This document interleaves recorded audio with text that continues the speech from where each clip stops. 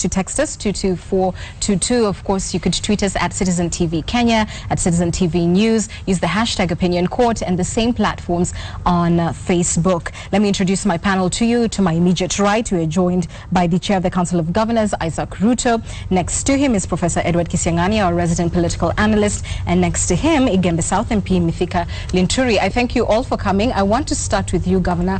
What irks you so much about the new powers that have been given to county commissioners? I wouldn't mind if the intention is to give them supervisory powers over the functions assigned to the national government departments. But when you rebrand the provincial administration, the county commissioners, and you tell them they are now chairmen of security committees, giving them powers over the police, that is definitely against the Constitution. The provision of Article 245 of the Constitution is definitely flouted. It clearly gives the powers of security to the national police. And the Inspector General has powers under that article to run the police service as an efficient institution that provides security. The moment you start telling us that at the national level there is Kimayo, in the counties there is the county commissioner, we have completely broken the ranks of the police service, and we are reintroducing the old kangaroo security organizations in which the police would act according to the whims of the provincial administration. And this is what Kenyans actually rebelled against.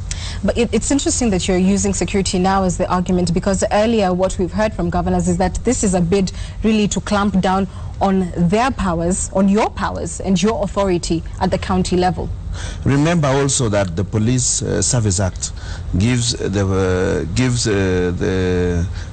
governor to chair certain police oversight authority situations at the counties. The governors also receive such security briefings. Is that the order that has he married that to that? And what was difficult in waiting for the next summit meeting, which we expect to have, to give us a brief on this, other than to go out issuing those words? But you do remember that we have also had, we are also already seeing signs of the county commissioners pulling aside away from the counties. There have been instructions from the Minister for Security telling the provincial administration not to work with the counties. In my county, for example, this you're alleging. They have stopped. Yeah, no, I'm not alleging. We've had those reports, and well, we haven't. I cannot say that I have seen such communication. It was also even in the media. Well, none that I'm privy to, but I understand. I understand. You are asking me, and I'm giving you the information that I have. Allow me to bring in another panelist on this. Lithika, what do you think of what he said? I think Isaac is coming from a background whereby is not, with your own respect, able to appreciate that the national government, as its own functions as provided for under Schedule 4 of the Constitution, and one of the functions that are preserved of the national government is issue to do with the security. And you also find that within the same Constitution, the Constitution has provided the two levels of government, and the two levels of government are the national and the counties. And the county government has its own systems to ensure or to give effect to Article 6.3 of the Constitution, where we talk about devolution of services and devolution and access to services. So what the president, in my view, has done is completely in order, and it really gives effect to Articles 132 of the Constitution, because Article 6 of the Constitution, 6.3b, and since the president is supposed to be felt within or across the country, because he's the president of the Republic of Kenya, and he cannot be permanently in every constituency, in every county, every time. Then he must have his own officers that, or are the officers that he will be able to delegate most of his powers to, for purposes of proper performance and function of is presidential duties. Prof, is that the return of authoritarianism? Or is that in fact just the president needing men on the ground to do his job? I think if you look at the provisions in law, the president probably has not broken any law. He might have, but what worries me is that he has taken advantage of the weaknesses that are in the Constitution to injure the spirit of the Constitution. How so? The letter and the spirit of the Constitution. The people who went to bomb us and later Naivasha, representing the general public, got the impression, and that's the impression that everybody got, that this thing called provincial administration is not wanted. In fact, the original submissions were that it should actually be clear that the provincial administration should not be in the Constitution. But after that time, President Kibaki was so impatient, he wanted the provincial administration to stay. Then we can see that because of that lack of that strong provision, the provincial administration is still surviving in a different perspective. Now, what I would say is this: if you look at what the president is doing, he can say, you can argue that under Article 17 of the fourth schedule, the sixth schedule, he is actually reforming the provincial administration, which is not. But then, if reform means strengthening, that is what he's doing. But what we really need to do is this: we must encourage the president to say, now that the tempers have cooled, this constitution has a problem. There is no coordination between the county governments and the national government. There is a conflict, and we need to legislate and encourage the republic to even consider going on a referendum or a reform process where we can legislate afresh on this issue of provincial administration. Let me bring you back, Governor, because you initially alluded to the fact that you believe county commissioners are not willing to work with governors. Are governors willing to work with county commissioners under this new structure?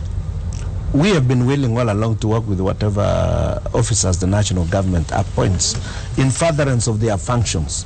The issues that I raised were, for example, Article 245 is very clear on the structure and hierarchy of the police.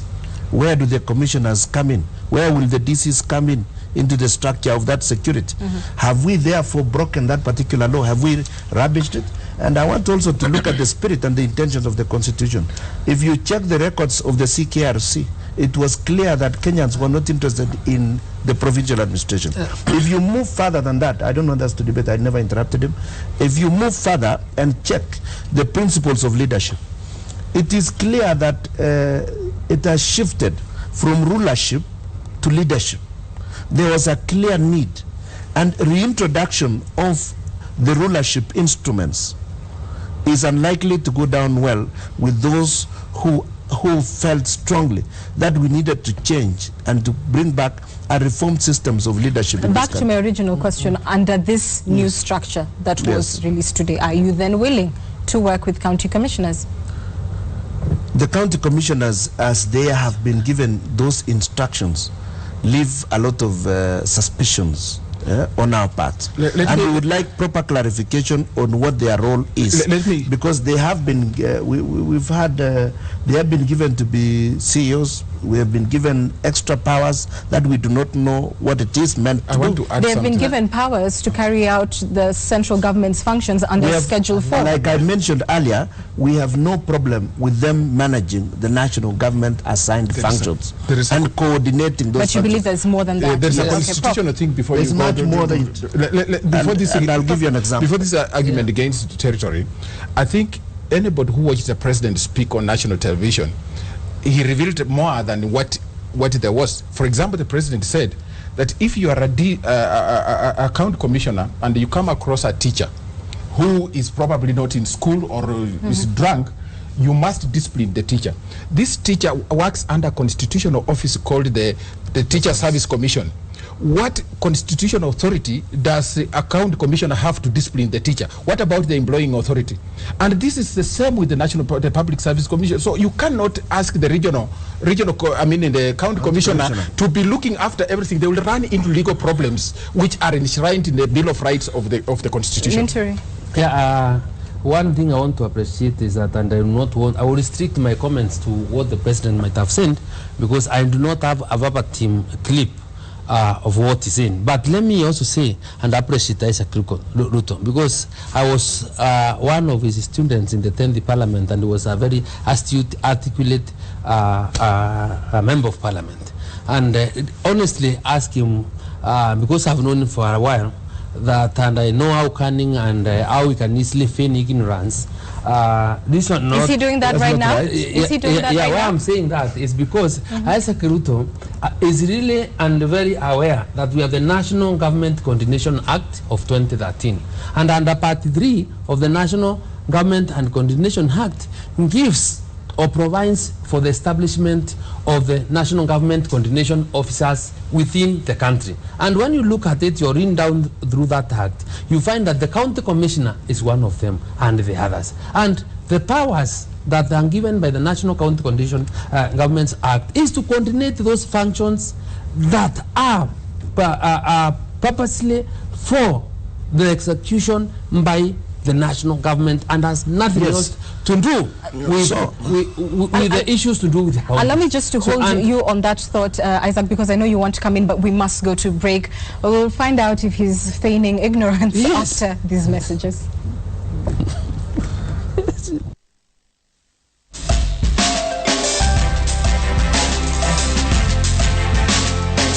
Isaac Ruto, I want to start by directing to you one of the tweets that has come in, and it's from Jenga Hakina. He says, governors are busy being mini presidents. Let the commissioners do the job they can't.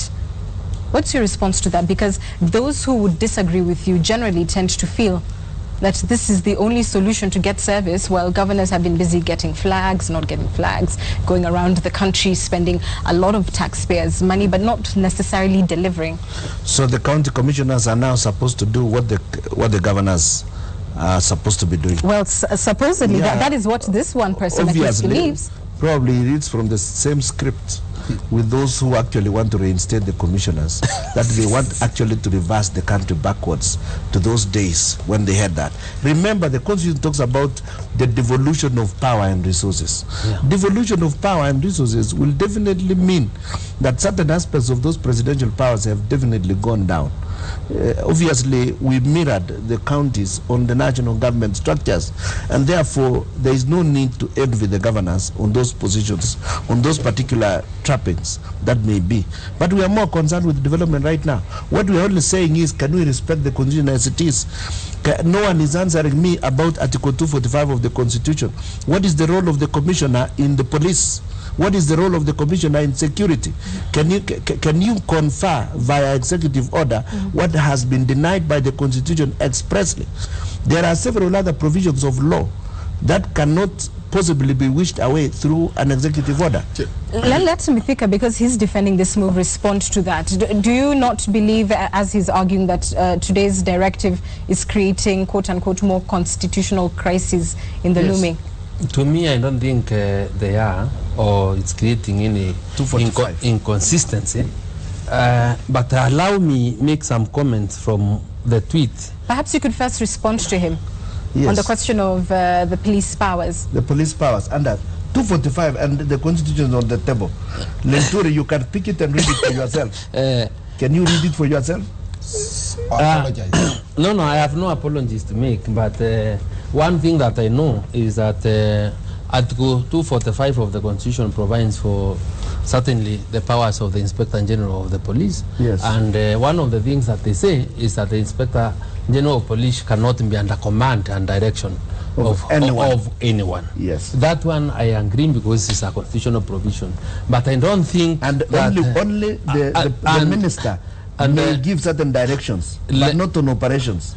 And one thing that I want to make it very clear is that the Inspector General of Police is the one that is in charge of command of his officers.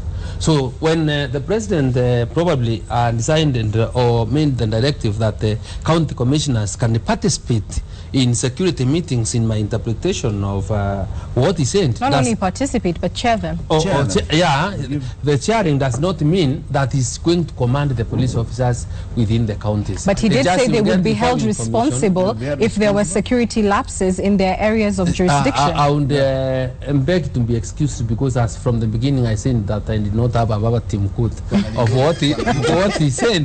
But allow me, let me finish.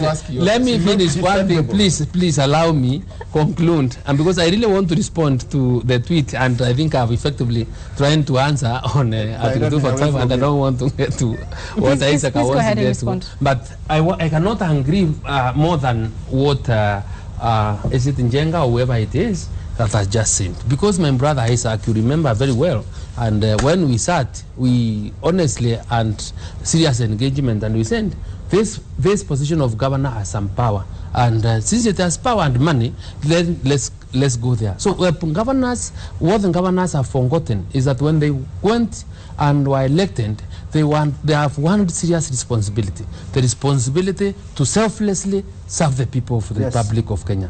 2, prudently and responsibly spend the money that you give to them. Yes. And finally, to understand that they're the servants of the people. So with the notion that they hand of many presidents, that's why you find most of them have problems with the public, and they completely forgot that the office of the governor under the current law is just like that of an elevated former county council chairman, because when in terms of jurisdiction and everything else, I suppose you reckon that Kenyans may support this move on that basis. Gentlemen, I'm going to come back to us in a short while, but I must go to the business news. Ruto, you're so opposed to what has happened today. What concrete action will the Council of Governors take? Now, first of all, we've not made a specific line of action, but we are just alerting Kenyans that these are the issues. Remember, this is an outgrowth also of an act of parliament, National Coordination Act, which was introduced in the last parliament at the very tail end of its life. And you were in the last parliament. Yes, I was there. We looked at it with the Linturi. It did not even go through public participation. A lot of these things was just passed because there was no one in the house.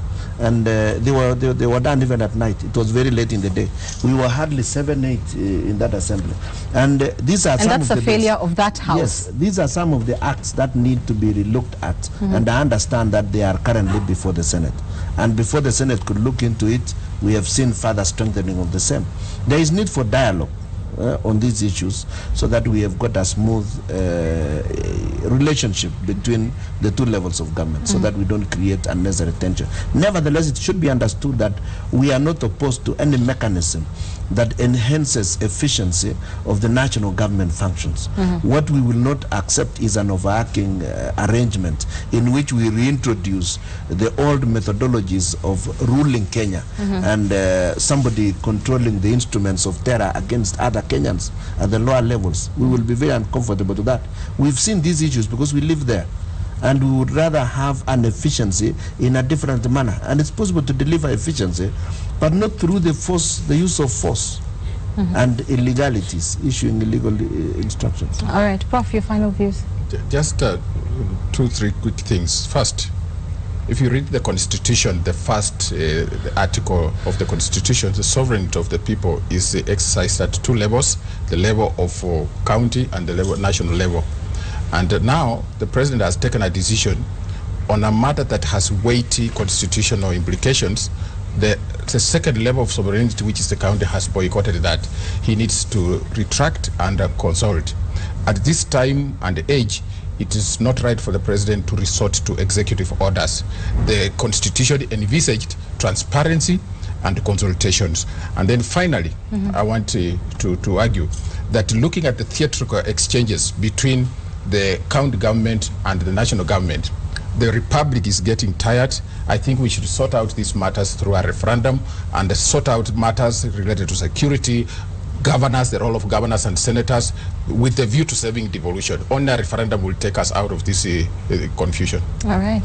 So just want to say that the president should not be intimidated, should not feel that he's doing anything that is unconstitutional and outside the law.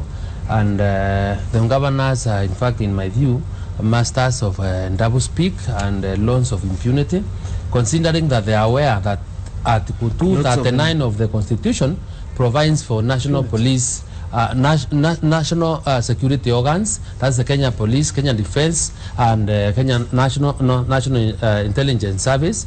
And Article 240 provides for the National Security Council, where the president sits as the chair. So, and that National Security Council has the constitutional mandate under Article 240 to supervise security matters within the country. So, when the president designs or delegates that power to sit and in a meeting, to chair a meeting on security matters within a county, to the county commissioners, then he's acting within his mandate, and because that is allowed. If only given power to the county commissioners to give command to police officers, then that is where we would have been wrong. All right. So now, let Kenyans not be misled. I thank you all for your views, but now most importantly, let's see what Kenyans have to say about it. I thank you for sending it in on @Citizen TV News, @Citizen TV Kenya, and 22422. Let's take a look at what it is you've been saying to us. The president delegated his powers to the county commissioners to coordinate national government functions at the counties. That's Efshuri, and I must say that is actually Francis Gashuri, one of our reporters here at Citizen TV. One of the easiest ways to deal with both security and illegal drinks is to use the chief. So the president is absolutely right. #Opinion Court. Government undermining devolution, not at all. The president is executing his mandate to manage the country. And the last one here, it's an absurdity. The president is not honoring the constitution he swore to protect. Where is the separation of powers? Pertinent questions raised today, and we certainly will keep following up these developments for you here at Citizen TV. I thank you so much for watching tonight. I thank my panel for their indulgence and their thoughts tonight. Have a wonderful evening and a fantastic weekend ahead. Bye-bye.